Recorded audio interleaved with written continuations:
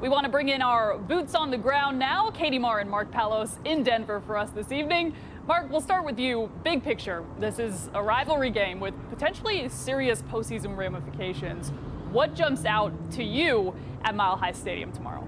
What jumps out to me is just that the stakes are so high for the Chiefs in this game. And at what point, I mean, the last couple seasons has a game at this juncture been what really feels like a must-win game? I mean, and the stakes are what the stakes are. Right now, the Chiefs at 5-4, the Broncos in first place in the division with a stranglehold on the AFC West. And if the Broncos are to win tomorrow, the Chiefs' run of winning, hopefully what they're pursuing, a 10th straight AFC West title, certainly seems like that would be in peril. So the Chiefs, with their backs against the wall, I'm very interested to see how they respond tomorrow here in Denver. Yeah, and this is a hot Broncos team. Katie, Denver has won 7 straight, 5 of those one-score games. They're 5-0 at home this season. They've won 10 straight at Mile High.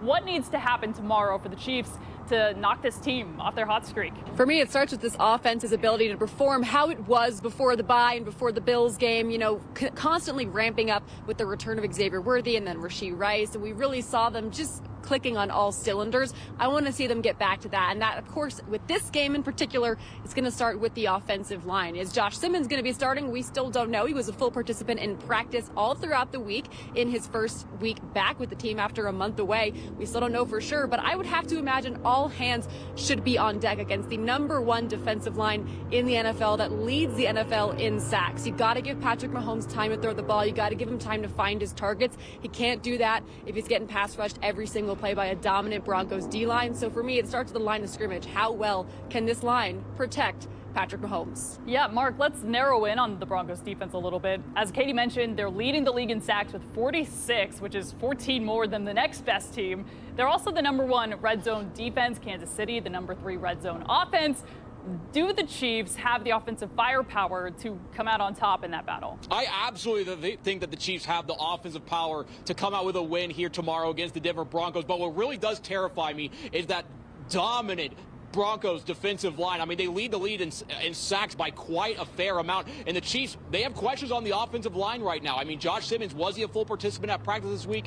Yes, but I mean, he has not played since week 5, and now he has to go up against some of the best pass rushers in the NFL, potentially, if he is in line to start. Now, there's going to be a lot of rust there for Josh Simmons. We know he's very athletic. We know he's probably a better player than Jalen Moore, but is he going to be able to, as a rookie, shake off that rust and keep Patrick Mahomes upright? Because so much of the Chiefs' game plan is going to be predicated on keeping Mahomes upright so he can find those players. And we've seen in the past, even though Patrick is the best quarterback in all of football, if the Chiefs can't protect Mahomes, it doesn't matter. It's going to be tough to win the game.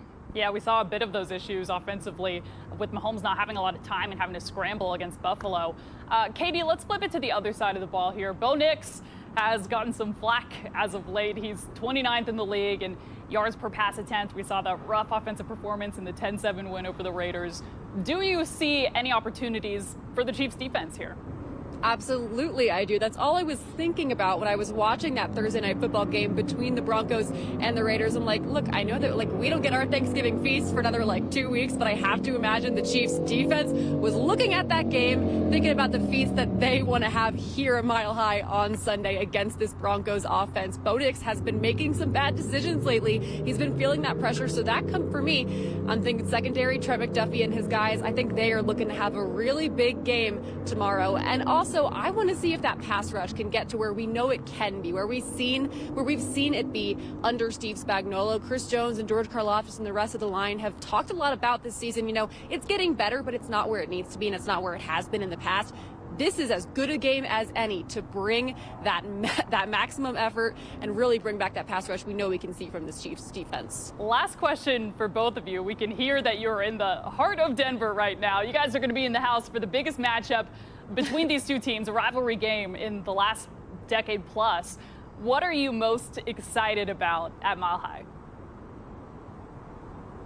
I'm really looking forward to seeing the atmosphere tomorrow here at Empower Field at Mile High Stadium, because just as you said, for so many years in the NFL, this was one of the premier rivalries. When the Chiefs took on the Broncos, it was just going to be one heck of a football game. But since the Chiefs have kind of stepped into their dynasty era, become the preeminent franchise of the NFL, this rivalry has waned, and it looked like this year the NFL was trying to remanufacture that again with the Chiefs and Broncos playing on Christmas, and then obviously with the Broncos having their strong start to the year with the 8-2 start. The Chiefs right now in the playoffs on the outside looking in. I'm really excited to see these fans here tomorrow. How angry are they going to be at the Chiefs? How much are they going to boo the Chiefs? So the animosity I'm looking forward to, the atmosphere I'm looking forward to, and how the Chiefs deal with all of that is probably what I'm looking forward to the most. Piggybacking right off of that, I'm excited to see how Chiefs Kingdom shows up and show out. We saw them all throughout the Kansas City airport. We saw them as soon as we touched down here in Denver. Lots of red.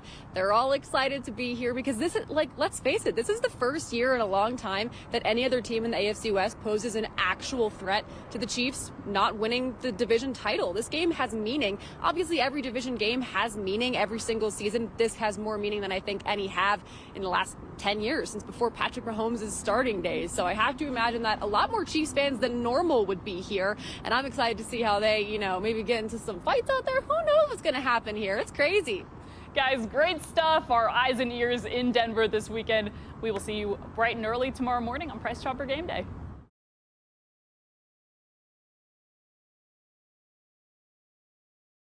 We want to bring in our boots on the ground now. Katie Marr and Mark Palos in Denver for us this evening. Mark, we'll start with you. Big picture. This is a rivalry game with potentially serious postseason ramifications. What jumps out to you at Mile High Stadium tomorrow? What jumps out to me is just that the state